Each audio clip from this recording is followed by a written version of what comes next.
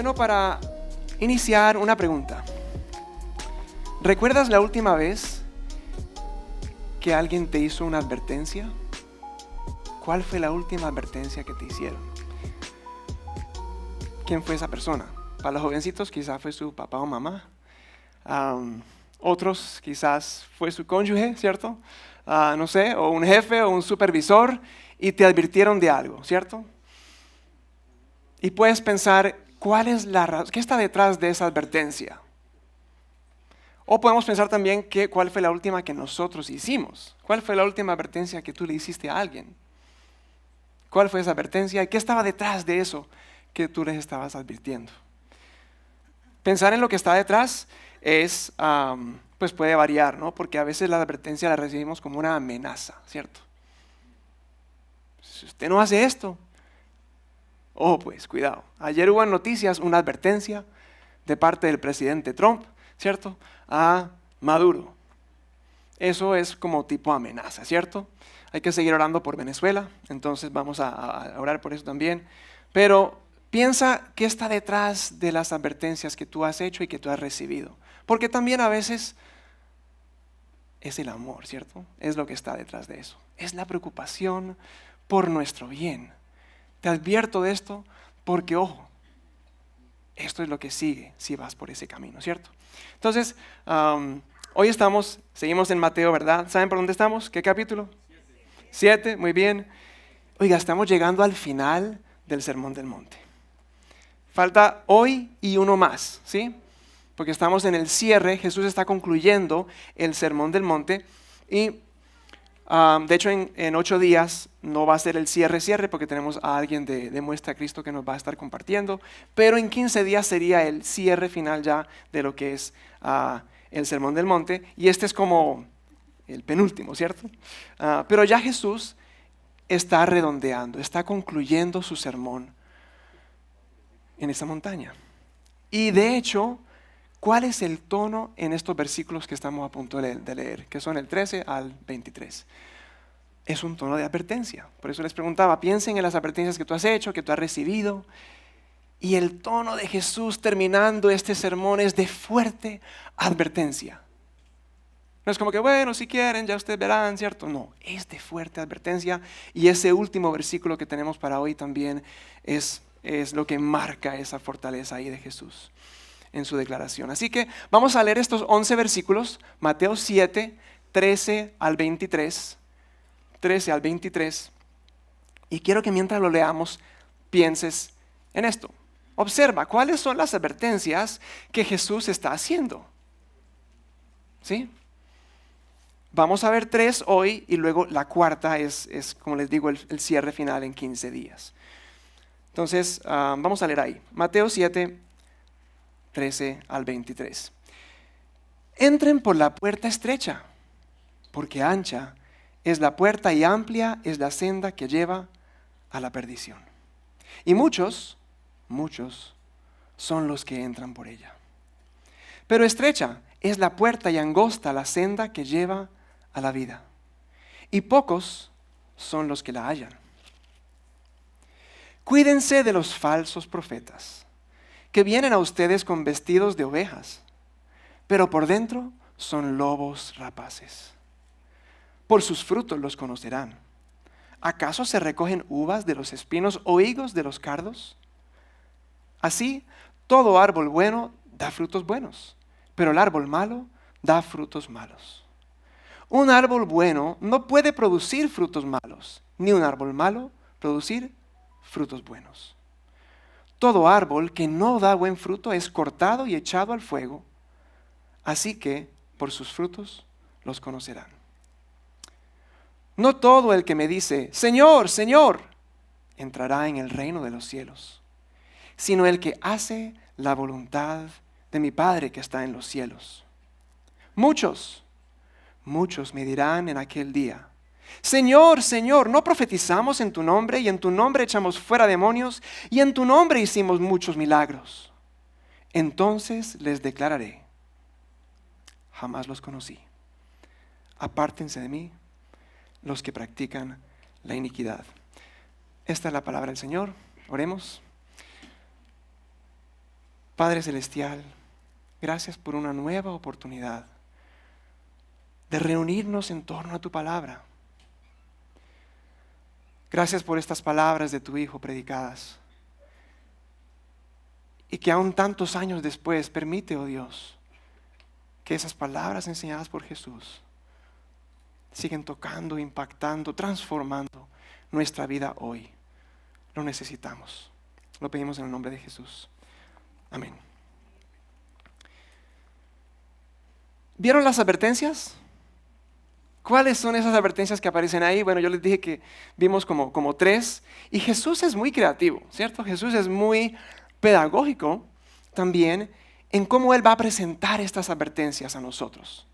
Porque las presenta en unos contrastes. Y son como parejas, son como pares, ¿cierto? Habla de 2 caminos y 2 puertas. Primer lugar. Segundo lugar, habla de 2 árboles. Y luego por último habla de 2 afirmaciones. Y como les dije, la cuarta va a ser el final, el cierre final en 15 días. Es otra pareja, otro contraste que son como los 2 edificadores o cimientos, ¿verdad? Y todo esto con ese tono de fuerte advertencia. Pues, ¿qué nos quiere advertir Jesús aquí? La primera advertencia está en los primeros 2 versículos. Y bueno, les digo que vamos a necesitar su paciencia hoy, la verdad. Yo voy a necesitar su paciencia. Pensando un poquito en el tiempo, el Señor nos permita que eso nos rinda, porque esto podrían ser 3 sermones, literalmente. Los 2 caminos, 2 árboles y 2 afirmaciones. Pero vamos a confiar que el Señor nos va a permitir abordar todo lo que está en este texto, ¿sí? Entonces, ahí está. ¿Qué quiere decirnos Jesús con estos 2 caminos? Y voy a leer otra vez los 2 versículos para tenerlos ahí presentes. Entren por la puerta estrecha, porque ancha es la puerta y amplia es la senda que lleva a la perdición. Y muchos son los que entran por ella. Pero estrecha es la puerta y angosta la senda que lleva a la vida. Y pocos son los que la hallan. ¿Cuál es esta primera advertencia de Jesús? Sencillo, hay 2 caminos. Asegúrate de estar en el camino correcto. ¿Cierto? En palabras sencillas, hay 2 caminos. Asegúrate de estar en el camino correcto. En la liturgia leíamos el Salmo 1. El Salmo 1 también habla de 2 caminos, ¿cierto? Ahora, el contraste que hace el Salmo 1, vamos a ver que es algo diferente al contraste que está acá, aunque es parecido. En el Salmo 1 está contrastando el camino de los justos versus el camino de los impíos. Los justos y los impíos, ¿cierto? Pero el pasaje de hoy, Jesús está haciendo un contraste diferente. No está contrastando en el camino ancho aquellos que viven una vida libertina, de inmoralidad y un pecado desenfrenado, necesariamente, aunque ellos están en el camino ancho.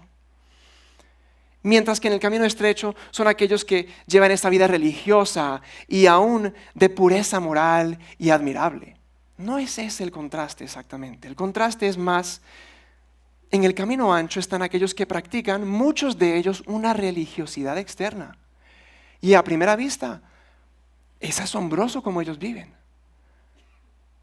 Externamente son un modelo y un ejemplo. Pensamos en los fariseos, ¿cierto? Y están en ese camino ancho. Y es ese contraste, ese camino ancho, con los que están en el camino estrecho, que son aquellos cuyo corazón ha sido genuinamente transformado por el Evangelio. Esa es la diferencia. No es una comparación o un contraste entre los buenos y los malos. Es una comparación o es un contraste entre los malos y los malos. ¿Sí? Los malos que creen que van por un buen camino porque están portándose bien, son juiciosos, pero van por ese camino ancho. Externamente se ve muy bien. Pero los otros malos, los que están en el camino estrecho, son los que se saben malos y están poniendo toda su confianza, toda su esperanza en el único bueno, que es Jesús. Esa es la comparación, el contraste que está haciendo Jesús allí.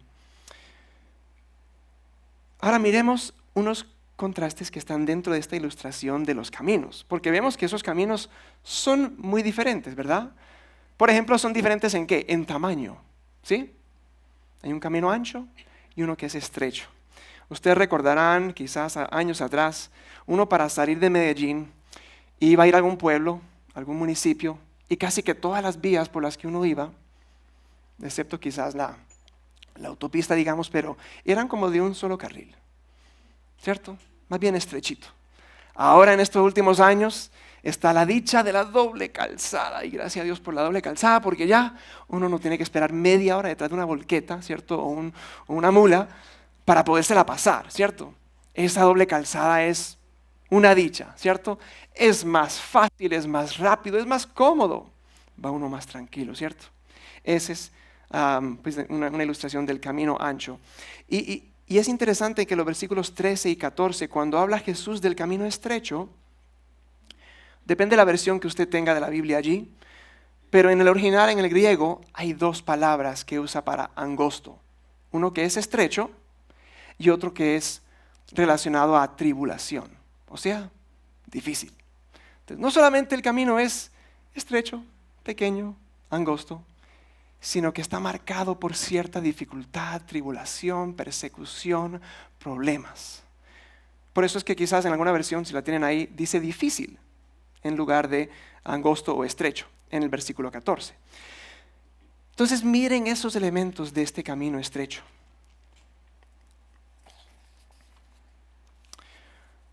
Ahora Jesús menciona además una puerta, ¿verdad? Podemos pensar en la puerta, esa puerta pues la puerta estrecha, como nuestra conversión, cuando fuimos regenerados, ¿verdad? Esa es la puerta estrecha. Pero no termina allí el recorrido, ¿no? Después pasas por la puerta y ¿qué sigue? Todo un camino, y ese camino es, la puerta es estrecha, el camino es igual, estrecho, ¿verdad? Así como pensar que no es que pasamos la puerta y ya estamos en el cielo, en el paraíso y todo es una hermosura, así como cuando el pueblo de Israel cruzó el mar rojo y no estaba de una vez en la tierra prometida, ¿cierto? ¿Qué estaba por delante antes de llegar a esa tierra prometida? Un desierto. Esa es una buena imagen de lo que es ese camino estrecho. Atravesamos la puerta estrecha, súper, excelente, pero hay todo un trayecto delante, ¿cierto? Que es un camino estrecho, y esa es la vida cristiana, eso que está por delante hasta aquel día que estemos con nuestro Señor. Ahora, ¿cómo podemos entender estos dos caminos con lo que Jesús viene diciendo en el sermón? Porque si Él está como haciendo un cierre, como una conclusión aquí, ¿qué relación tienen estos caminos con lo que viene diciendo? Y vamos a pensar como en tres ejemplos, ¿cierto? Por ejemplo, quien va por el camino ancho se asegura en su religiosidad externa de no matar, ¿cierto? De no matar a quienes le han herido profundamente o que están tratando de hacerle daño. Bueno, religiosamente está cumpliendo con la ley, ¿cierto? No matar. Pero el que va por el camino estrecho no se limita a eso, sino que procura en su corazón ni siquiera albergar odio contra esa persona que tanto daño y tanto mal le ha hecho. Otro ejemplo, quienes van por el camino amplio son cuidadosos de no cometer adulterio físicamente, como para chulear ahí, ¿cierto? Pero el que va por el camino estrecho tiene la convicción y ha propuesto en su corazón ni siquiera desear a un hombre o a una mujer que no es su cónyuge. Ese es más estrecho. Jesús está levantando el listón, ¿cierto? Otro ejemplo, por el camino ancho andan quienes tratan incluso bien externamente a sus enemigos. Los tratan bien, oiga, están en el camino ancho. Pero externamente tratan bien aún a sus enemigos. Pues los que van por camino estrecho es otro nivel. Porque son aquellos que han resuelto amar a sus enemigos. Y eso implica que les desean el bien y que oran por ellos. Eso es estrecho, ¿cierto? ¿Cuántos van por ese camino? Pocos, ¿verdad? Ahora, podemos pensar no solamente en el tamaño de estos caminos, pensemos en la popularidad de estos caminos, porque hay un camino que es más popular, más aceptado, más celebrado, ¿cierto? El camino ancho es más bien visto por la mayoría, y estamos hablando incluso de los religiosos dentro de ese camino ancho. Se celebra incluso la religiosidad, la espiritualidad en nuestro día, ¿cierto? Uno ve publicaciones celebrando la solidaridad y la generosidad, y esto fue lo que yo hice y lo que yo di, y los aplausos, ¿cierto? Por todas esas buenas obras, y como dice Jesús, bueno, ya recibieron su recompensa. ¿cierto? Y también yo he recibido en mi chat, en WhatsApp, aún textos largos, de oraciones largas, meditaciones, reflexiones con imágenes hasta bonitas, no sé, de Jesús, con texto bíblico, pero mezclado con nueva era y otras creencias. Hay una mezcla de todo. Y usted dice, bueno, ¿cuál es el contenido de esto? Pero la gente celebra todo esto. Uy, este es un ser muy espiritual, ¿cierto?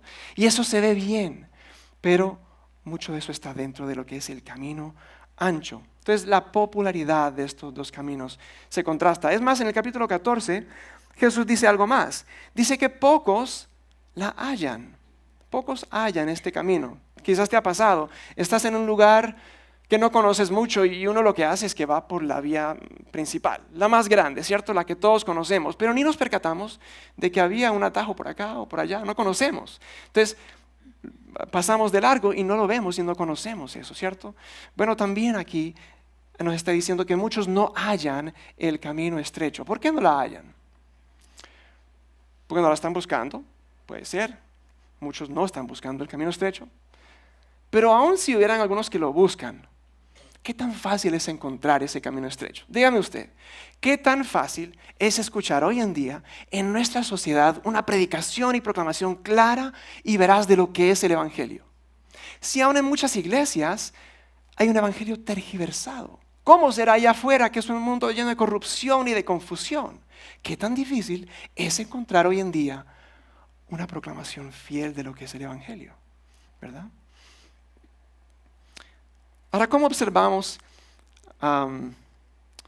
esto hoy en día? Y bueno, podemos pensar quizás más bien en el tercer contraste que Jesús menciona aquí, que es realmente lo que impulsa, digamos, la urgencia de lo que Jesús quiere decir aquí. Lo que le impulsa a Él es ese otro contraste, que es el destino de estos dos caminos, que a propósito son destinos opuestos y son destinos eternos. Destinos opuestos y destinos eternos, y por eso es tan fuerte el énfasis que hace Jesús aquí. El destino final es eterno. Jesús está diciendo, es que no solo se trata de un camino, se trata de tu destino eterno. Por eso es tan importante el camino, por a dónde te está llevando. Entonces, ¿qué nos dice Jesús? Bueno, hay un camino que es ancho, que es amplio, que es cómodo, que es fácil. ¿Y a dónde lleva? A perdición, a destrucción. Hay diferentes términos. Al infierno, dice otra versión también. ¿Y cuál es el destino del camino? Estrecho, angosto, incómodo y difícil. La vida, ¿cierto? La vida, pero la vida eterna. Alguno dirá, ay, pero no existe un tercer camino. Que haya siquiera otro que no sea tan ancho pues como el que lleva a destrucción, pero tampoco tan estrecho como nos lo plantea Jesús. Un punto medio. ¿Cuál es la respuesta? No lo hay, ¿cierto? Hay dos caminos, solo dos caminos, y usted y yo estamos en uno de esos dos caminos. Y la implicación de lo que dice Jesús aquí, piensa en la gente que tú conoces, tus familiares y amigos, compañeros de trabajo. La mayoría están en ¿cuál camino? Exactamente, entonces la mayoría, la multitud va por ahí. Ahora pudiéramos como plantear, no sé, como un cuestionamiento aquí, con unas palabras que dice Jesús unos capítulos más adelante, que parecieran ir en contravía, usando la ilustración del camino, parecieran ir en contravía a lo que dice Jesús acá. Ustedes conocen ese texto, Mateo 11, 28. Mateo 11, 28 que dice, vengan a mí, todos los que están... Hay muchos adjetivos dependiendo pues de la versión, ¿cierto? Cansados y cargados, todo trabajado, ¿cierto? Vengan a mí y los haré descansar. Y saltamos al versículo 30 de Mateo 11 y dice, porque mi yugo es fácil y mi carga es ligera. Entonces Jesús, ¿en qué quedamos? Pues el camino es difícil o es fácil y descansado, ¿cierto? Pero no vamos a dedicarnos a profundizar en esa respuesta, pero creo que los que transitan ese camino angosto, por experiencia pueden decir, es cierto, el camino no está libre de dificultades, ese camino estrecho está lleno de tribulaciones y pudiéramos escuchar testimonios de cosas que ustedes y que yo hemos vivido que nunca escogeríamos vivir en esta vida. Que si fuéramos atrás en el tiempo cambiaríamos haber atravesado eso. Ojalá eso no fuera parte de mi vida, ¿cierto? Esa tribulación que tuve que atravesar. Es una realidad también del camino angosto. Pero el que transita ese camino, y esta es la diferencia, al menos en mi experiencia, es que vivimos esa dificultad o esa tribulación con una perspectiva diferente. A los del camino ancho les llega su tribulación también y dificultad. ¿Cuál es la diferencia con el que está en el camino estrecho? Esa dificultad no te aleja de Dios quejándote y enojándote en rabia contra Él, sino que en últimas te acerca a Él y te hace más dependiente de Él y tu fe ha crecido al final de esa prueba. Eso es algo asombroso y creo que todos los que están en ese camino pueden testificar de eso. ¿Y por qué crecemos en dependencia y en fe en medio de las tribulaciones? ¿Por qué es posible eso? Porque Jesús no es ajeno a ese camino estrecho.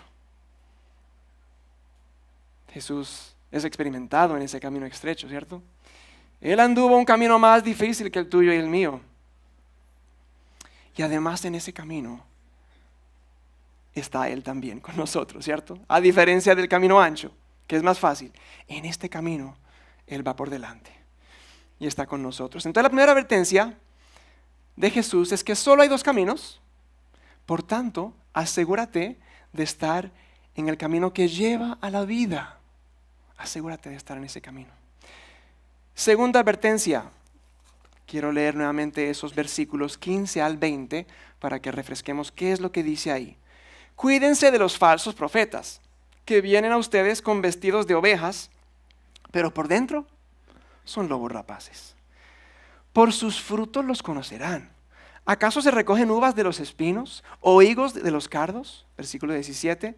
Así todo árbol bueno da frutos buenos, pero el árbol malo da frutos malos. Un árbol bueno no puede producir frutos malos, ni un árbol malo producir frutos buenos. Todo árbol que no da buen fruto es cortado y echado al fuego. Así que por sus frutos los conocerán. ¿Cuál es la advertencia, esa segunda advertencia de Jesús en estos versículos? Bueno, podemos resumirlo en que hay dos tipos de árboles. Asegúrate de ser el correcto. Hay dos tipos de árboles. Asegúrate de ser el correcto. Aunque primero él habla acerca de los profetas, esos falsos profetas, ¿verdad? Cuídense de los falsos profetas. Bueno, ¿a qué se refiere Jesús con eso? Bueno, él usa una ilustración de lobos, ¿cierto? Lobos rapaces que están vestidos como ovejas. ¿Eso qué implica? ¿Será que Jesús se refiere a aquellos maestros que enseñan herejías obvias? No, porque ese sería un lobo no disfrazado, ¿cierto? Eso debe ser obvio para nosotros también. El punto aquí de Jesús es que el falso profeta se parece al verdadero.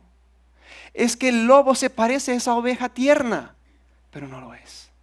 Entonces, ¿por qué es así? Porque estos falsos profetas parten de la palabra de Dios. Usan versículos que usted y yo hemos leído y que creemos. Parten de verdades que tú y yo creemos. Pero luego hay un desvío, ¿cierto? Sutil. Y ahí es donde se pierde el camino, ¿cierto? ¿Qué puede significar según este pasaje eso de los falsos profetas? ¿Qué puede ser que ellos enseñan o no enseñan a la luz de esto? Una cosa podría ser que niegan que el camino sea estrecho.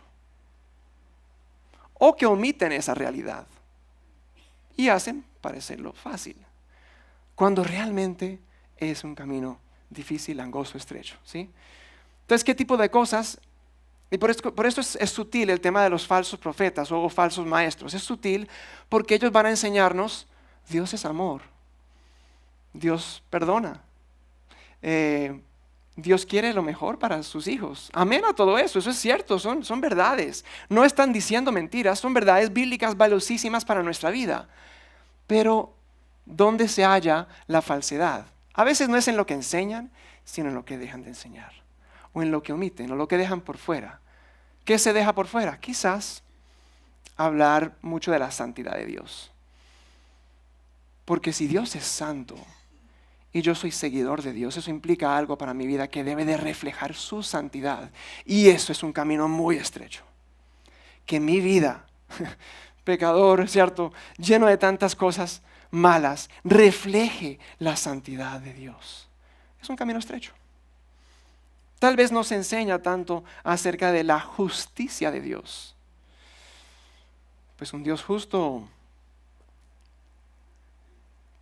tiene que condenar, tiene que castigar al pecador que no se ha arrepentido. Y el arrepentimiento es un requisito imprescindible para el camino estrecho. ¿No te has arrepentido genuinamente? No estás en el camino estrecho. Si no has rechazado y abandonado el pecado, eso es realmente el arrepentimiento. No es sentirse mal. Todos nos podemos sentir mal por algo que tuvo consecuencias malas, especialmente si nos atraparon, ¿cierto? Entonces, arrepentirse realmente es rechazar y abandonar todo pecado conocido en mi vida. Ese es un camino estrecho. Los que están en el camino ancho no han hecho eso. Quizás nos enseña mucho acerca de el señorío de Jesucristo. Porque el señorío de Jesucristo, ¿qué implica? Que yo no soy el Señor, que el Señor es otro. Y yo me tengo que someter a ese Señor. Y esa sumisión no es fácil, porque yo no quiero someter mi voluntad a la voluntad de otro. Humanamente hablando, nuestra naturaleza. Entonces, miren que es muy sutil. Pueden enseñar muchas verdades, pero se omiten aspectos del carácter de Dios y aspectos que Él nos pide a nosotros, que son imprescindibles para el camino estrecho. Entonces el resultado del mensaje del falso profeta es un mensaje más atractivo, más suave, más light. Es decir, menos difícil, menos incómodo, menos estrecho. Ahora, los versículos 16 al 20, Jesús introduce esta imagen de el árbol, ¿cierto? Y sus frutos. ¿Cuáles serán algunos de los frutos de los falsos profetas? Y el Nuevo Testamento pues nos habla de eso, especialmente Pablo, porque Pablo en su corazón pastoral, que se preocupa por la iglesia, y él le habla mucho a Timoteo acerca de cómo cuidar la iglesia. 1 Timoteo 1, 3 al 4, habla del fruto de las controversias y las discusiones inútiles que se generan al interior de la iglesia. ¿Por qué? Por los falsos profetas. 1 Timoteo 6, 3 al 4 habla de la división que ocurre dentro de la iglesia, caracterizado por envidias, por pleitos, por rencillas, y todo eso a causa de la influencia también de los falsos profetas. Y luego en 2 Timoteo 2, 18 menciona a dos hombres con nombres que usted nunca le pondría a sus hijos seguramente, Himeneo y Fileto. Himeneo y Fileto, o si se los puso, pues de pronto son objeto de burla en el colegio, ¿cierto? Himeneo y Fileto, mira lo que dice Pablo ahí. Himeneo y Fileto se han desviado. Miren la ilustración del camino, ¿no? Se han desviado. Iban por el camino y tomaron un desvío. Se han desviado de la verdad. ¿Y cuál es el fruto de eso, de estas personas? Desviarse de la verdad. Han trastornado la fe de algunos. Trastornado la fe. Eso ha tenido un efecto destructor en la fe en la gente que hace parte de la iglesia por estos falsos profetas. Ahora, si pensamos en esto del árbol y de los frutos, ¿qué se requiere para poder observar unos frutos? Piensa en un árbol. ¿Qué necesitas tú para poder observar el fruto de un árbol que se planta hoy? No puedo observar ese fruto mañana, ¿cierto? O sea que se requiere tiempo. Yo siembro el árbol y con el paso del tiempo se va a observar ese fruto, ¿verdad? Entonces el tiempo es necesario ahí. Pero también la cercanía. Yo no puedo observar el fruto de ese árbol si estoy lejos. Tengo que estar cerca y poder, una vez germina y produce ese fruto y lo puedo tomar, observar y luego incluso probarlo y testificar de que ese fruto es bueno. Simplemente enfatizar ahí de dónde estamos nosotros nutriéndonos, de dónde estamos siendo alimentados. Hay tantos lugares donde podemos alimentarnos y nutrirnos, ¿cierto? Y hay cosas muy buenas en internet. predicaciones, ¿cierto? Enseñanzas, que yo he sido muy edificado, la verdad sea dicha, ¿cierto? No voy a hablar mal de eso, pero también hay de todo allí, ¿cierto? Ustedes saben. Tenemos que tener mucho discernimiento en cuanto a qué estamos consumiendo. Pero enfatizar el valor de esto aquí, la iglesia local, ¿cierto? Yo no conozco a esta persona que está dando ese mensaje, pero aquí tenemos al pastor Efraín, tenemos pastor Cristian, hay ancianos, hay líderes, hombres y mujeres que enseñan en diferentes contextos de la iglesia, y usted puede después hacerle una pregunta, y usted puede acercársele y conocer de su vida, y cómo están criando a sus hijos, y cómo administran lo que tienen, y cuál es la integridad de su vida. Entonces se convierte en una vida que respalda lo que han dicho, lo que han enseñado. No solamente son enseñanzas, hay una vida que respalda eso. Entonces es como ese fruto que yo puedo ver de primera mano, que yo puedo observar y ver que es buena, ¿cierto? Entonces ese buen árbol que produce su buen fruto. Entonces, no hablar mal de lo que encontramos en redes, hay cosas muy buenas, pero sí destacar y no subvalorar lo que tenemos acá, que de hecho, ahorita en la Semana Misionera hablamos un poco de eso. No todos en el mundo tienen ese privilegio. Algo así como esto, ¿cierto? Una comunidad, una iglesia donde podemos edificarnos y acompañarnos y hacer preguntas y crecer juntos. Los que estamos en el camino estrecho, ¿cierto?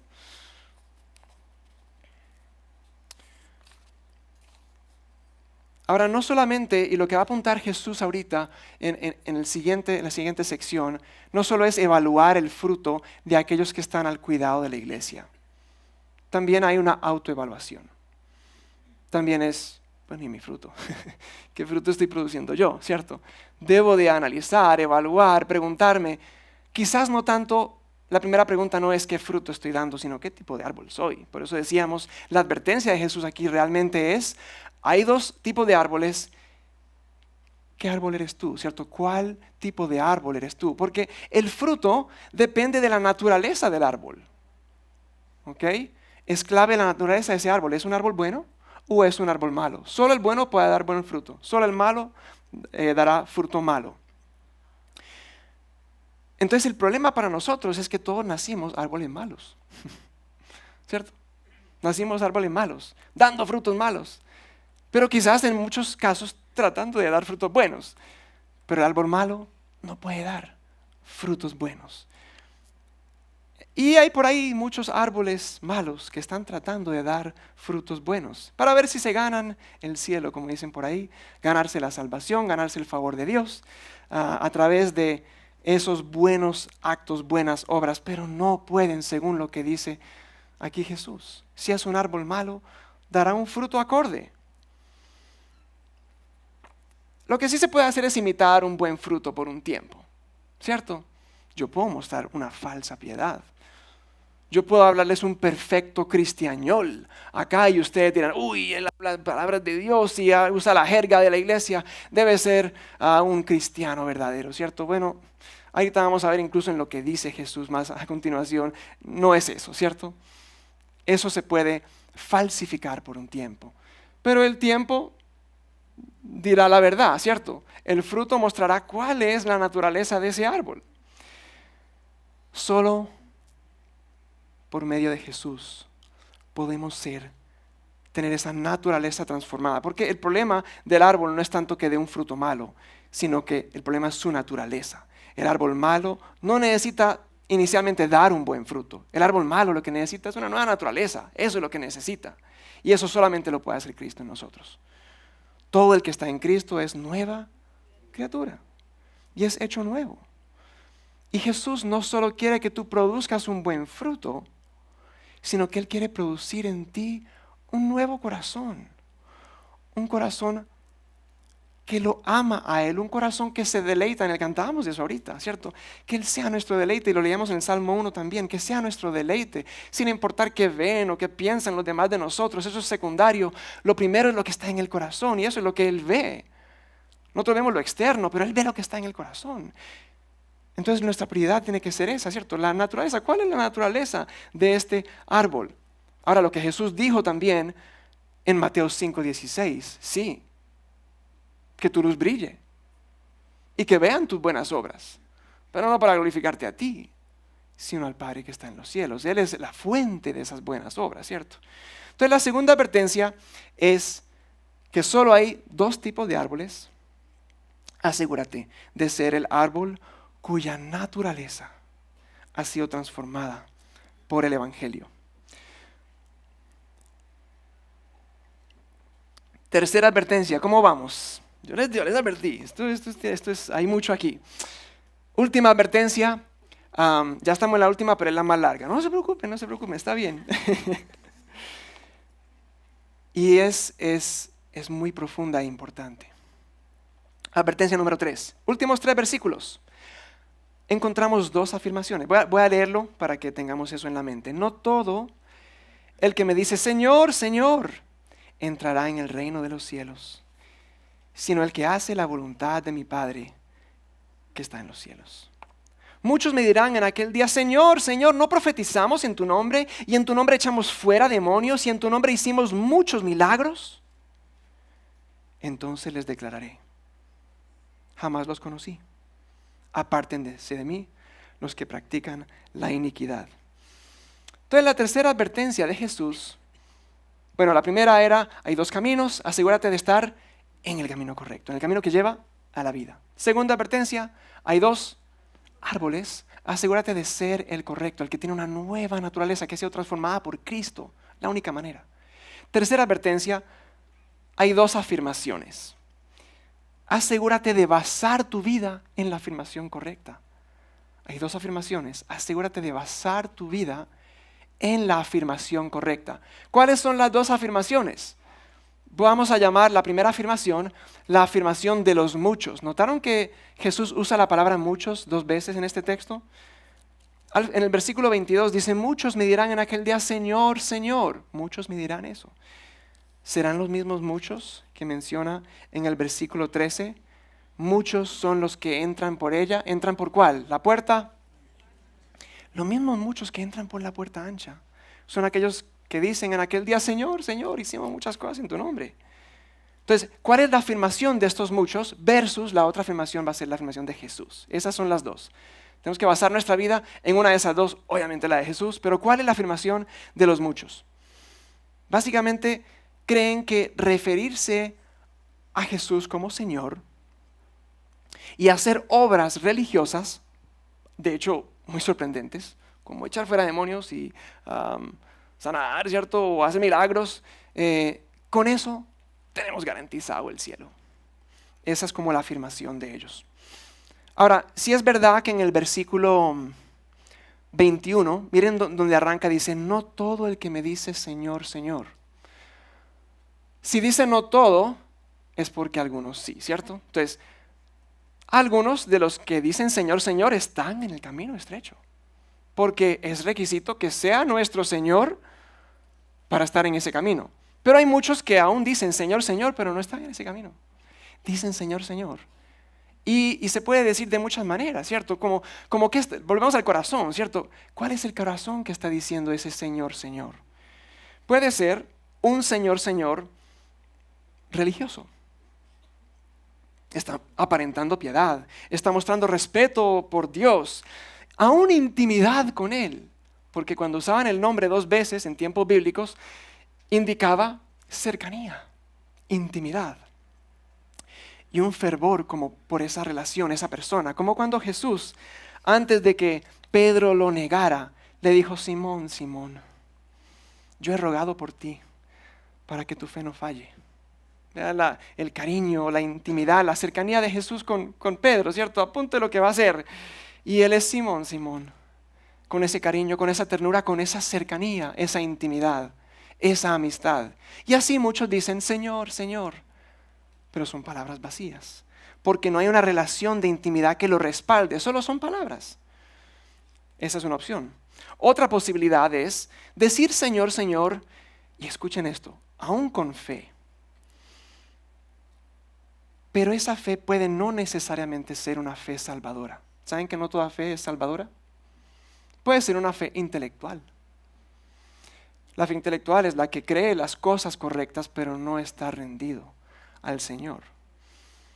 Reconoce a Jesús por quien es, el Hijo de Dios, pero no está sometido o rendido a Él.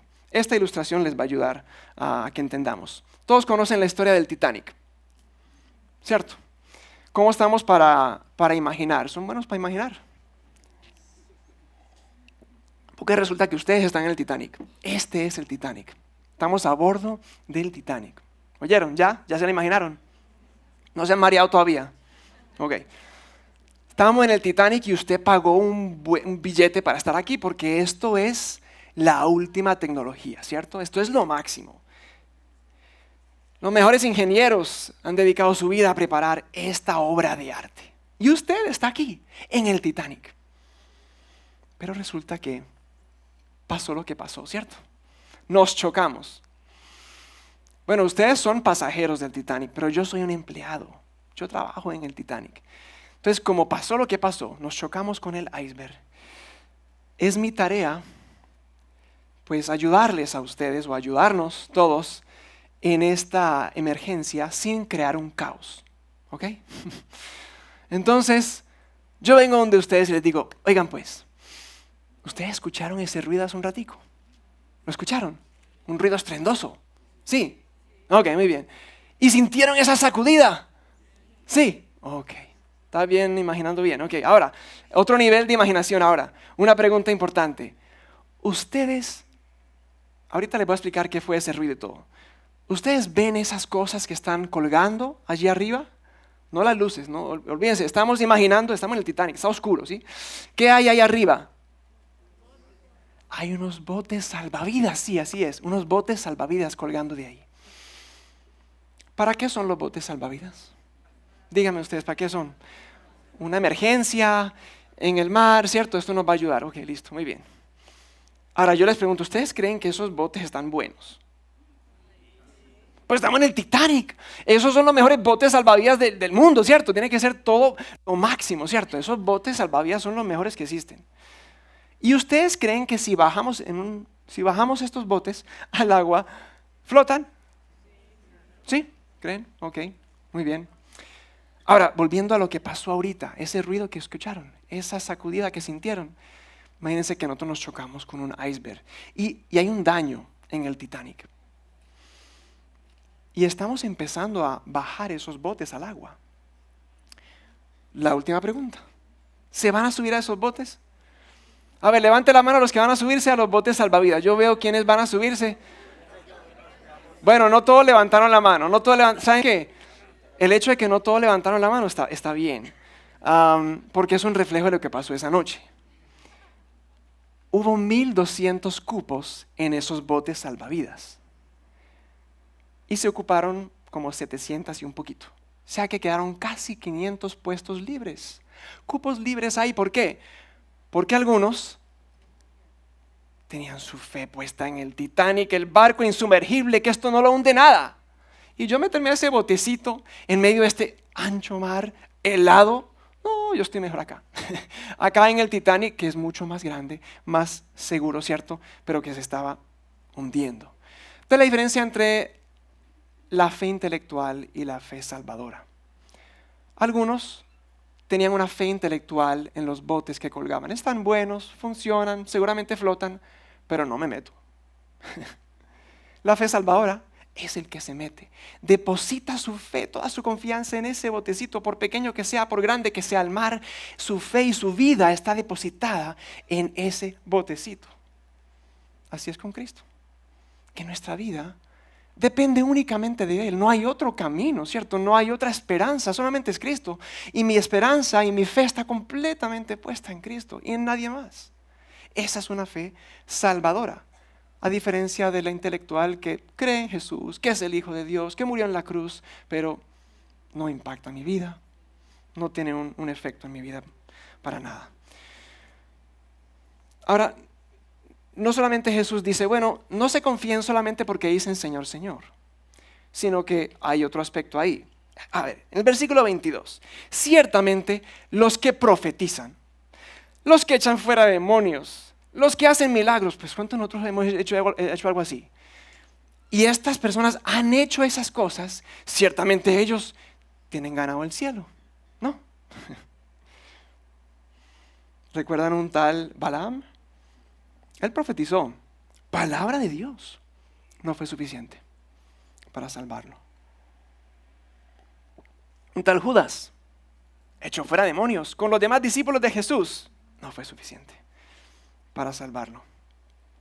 De hecho, según el capítulo 6, ciertos versículos atrás, también hay muchos que oraban, ofrendaban generosamente, ayunaban regularmente, pero esos actos, obras religiosas tampoco eran garantía de ser salvos. Entonces, ¿cuál es el requisito que hay que cumplir? Bueno, Jesús lo dice claramente en el versículo 21, la segunda parte. El que hace la voluntad de mi Padre que está en los cielos. El que hace la voluntad de mi Padre que está en los cielos. Ahora, no hay que separarlo de la parte de Señor, ¿cierto? Porque si es Señor, hago su voluntad. No se separa de lo que decimos. El que está en el camino angosto debe ser aquel que dice Señor, Señor. Pero está rendido a ese señorío, ¿verdad? Ahora, ¿cuáles son los requisitos entonces? Podríamos decir, bueno, relación, porque más adelante Jesús va a decir, no los conocí. Relación íntima. Entonces, si tú tienes una relación íntima con Jesús, ese es uno de los requisitos. Y sumisión. Hemos hablado un poquito de eso, ¿cierto? De la sumisión a este Señor, que es Jesús. Vamos a mirar una imagen que vamos a poner aquí. Bueno, no es imagen, es una lista. Porque vamos a hacer un autoexamen. Usted está listo. Usted no sabe que va a hacer un examen hoy, pero vamos a hacer un autoexamen, ¿cierto? Entonces, no importa que no haya venido preparado, vamos a mirar estos 10 ítems que Jesús pronuncia, caracterizan a sus discípulos. Esas son palabras de Jesús, no en el Sermón del Monte, pero son lo que Él expresa como aquellos que los seguimos a Él, que vamos por el camino estrecho, ¿verdad? Entonces, miren algunas de esas ahí. Este es un examen duro. Niégate a ti mismo, Lucas 9:23. Es decir, que tus deseos, tus más profundos anhelos, tus prioridades deben ser secundarias a las del Señor o transformadas, ¿cierto? A la voluntad del Señor. Segundo, toma tu cruz cada día. Mateo 16:24. Eso muestra un camino difícil, estrecho, angosto, de dificultades, ¿cierto? La 3 y la 4, no sé qué piensan de esas porque se ven fuerte, ¿cierto? Y lo que Jesús quiere es que eso choque con nosotros. Odia a tu madre, tu padre, hermana y hermano, Lucas 14, y odia tu propia vida, Juan 12.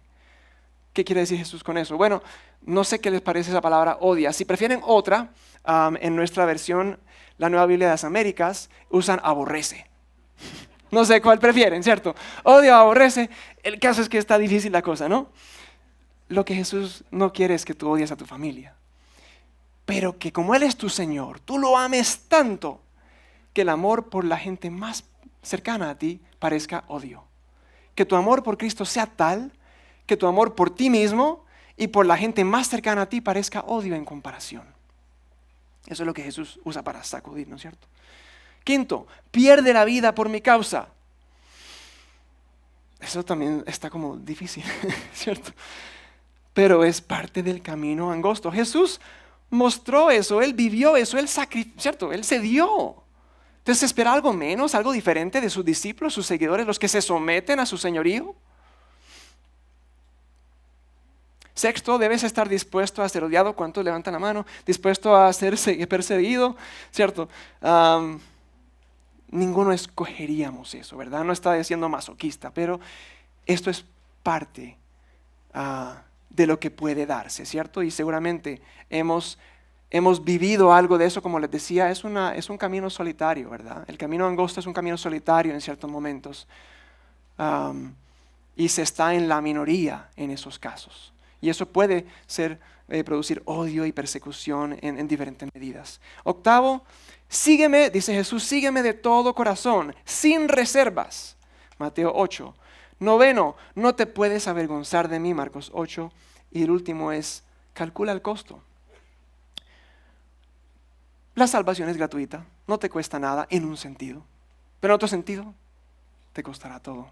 Porque es toda nuestra rendición, toda nuestra sumisión al Señor, Señor. Ahora, podemos llamar a Jesús Señor pero no hacer su voluntad. Y si hacemos eso, realmente no es nuestro Señor, ¿cierto?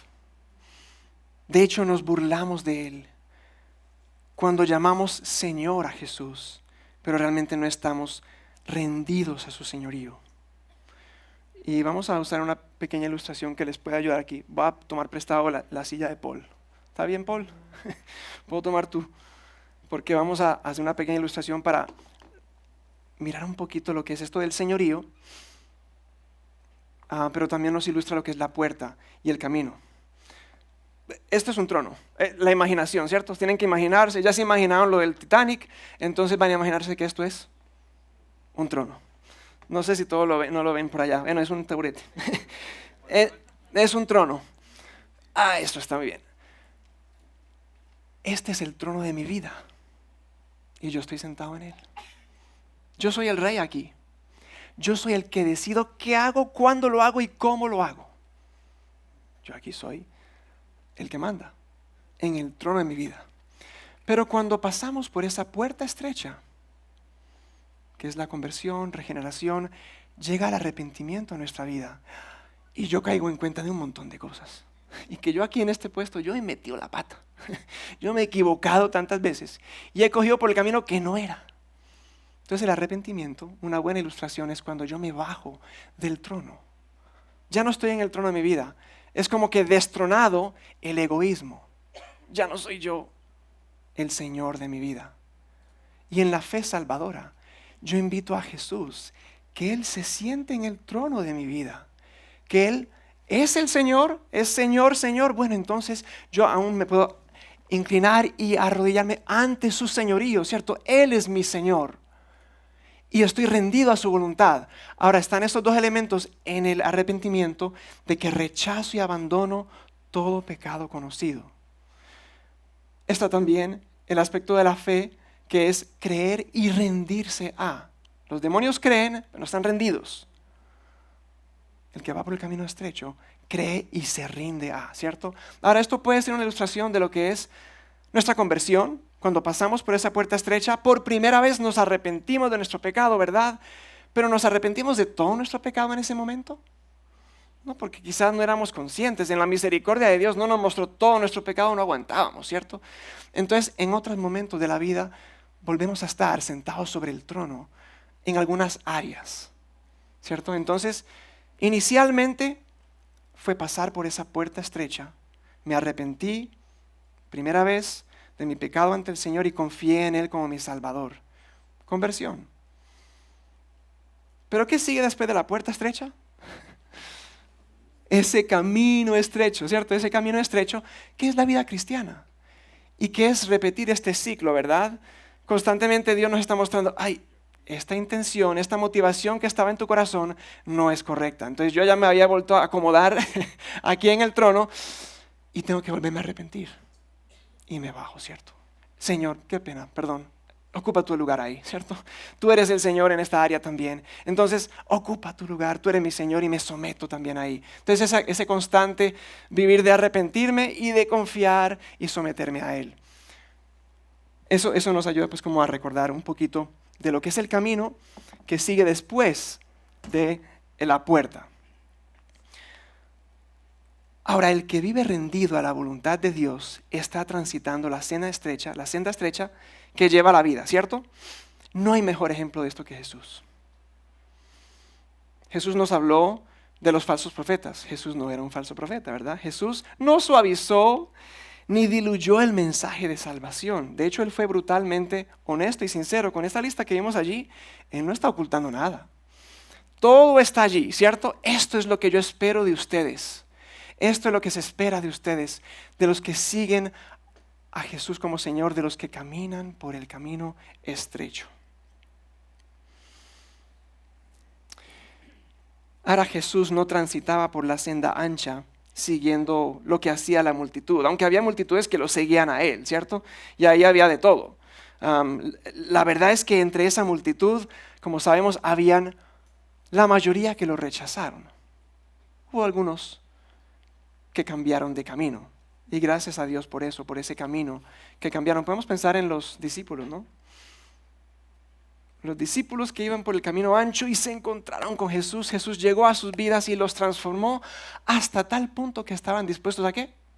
A dar su vida. Camino estrecho. Y Pablo, piense pues en Pablo. ¿Cómo cambió el camino de Pablo? Él iba por el camino ancho y cuando llega a ese camino, ese fue un camino estrecho el de Pablo, ¿cierto? Las tribulaciones, las dificultades, todo lo que él tuvo que vivir. Y ¿saben qué? Ninguna tribulación pudo robarle el gozo de servir a su Señor, de predicar a su Señor. Ninguna cárcel, ningún maltrato. Lo más hermoso del camino estrecho es quien va por delante, quien va guiando el camino, que es Jesús. Todo lo que enseñó Jesús a lo largo de este capítulo 5, capítulo 6, el 7 que estamos aquí terminando, todo lo que enseñó Jesús allí, Él lo cumplió a cabalidad. No nos está pidiendo que hagamos nada que no haya vivido y cumplido ya Él, ¿cierto? Y el versículo 21 describe lo que Él hizo. La voluntad de su Padre que está en los cielos hasta la muerte. Entonces, lo mismo se espera de sus seguidores. Ahora, terminando, y gracias por su paciencia, yo sé que esto ha sido muy carnudo y mucha cosa ahí. Versículos 22 y 23, vamos a redondear con esto. Comprendemos el requisito para entrar en el reino de los cielos. Es conocer íntimamente a Jesús. Como aquel que verdaderamente puede decir, Señor, Señor. Porque hay una relación íntima ahí. Y no son palabras vacías, sino que es una vida sometida a Él. Y por contrario también es conocido por Él. Luego Él va a decir esas palabras, jamás los conocí. Ahora, Él no dice jamás los conocí porque no saben quién son. Todos los que están en el camino ancho, Jesús los conoce. Conoce su nombre, conoce cuántos cabellos tienen en la cabeza.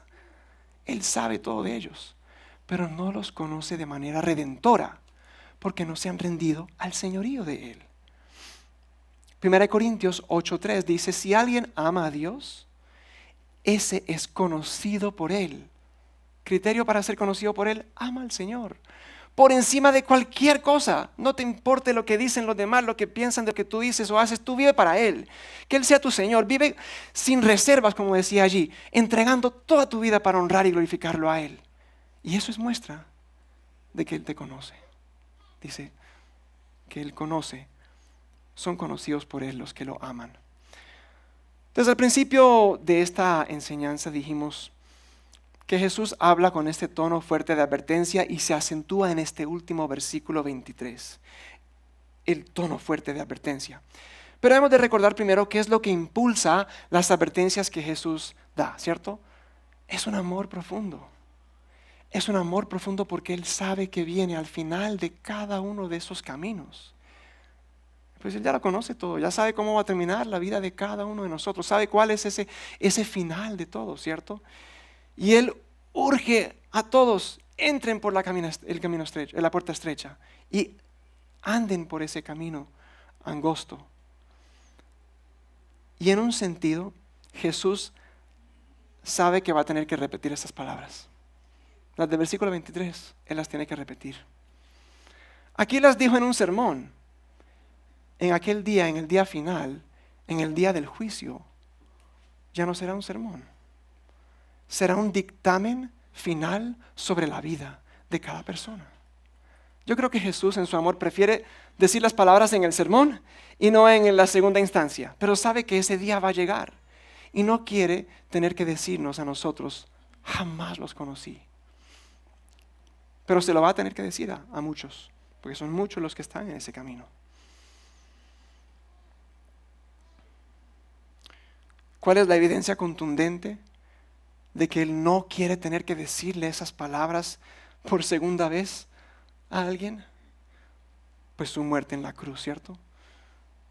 Él dice, ustedes hacedores o que practican la iniquidad, y Él que no tuvo iniquidad fue a la cruz y llevó la iniquidad de aquellos que se arrepienten y confían en Él.